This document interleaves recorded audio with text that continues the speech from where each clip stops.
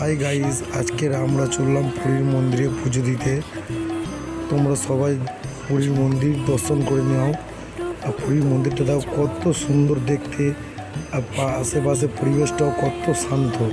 রাখি দিন রাত জগতের নাথ প্রভু তুমি জগন্নাথ, করুণা সিন্ধু তুমি ওগো দয়াময়, করুণা সিন্ধু তুমি ওগো দয়াময়, তোমার কৃপা যেন সদা মনে রয়, স্মরণে তোমায় আমি রাখি দিন রাত জগতের নাথ প্রভু তুমি জগন্নাথ।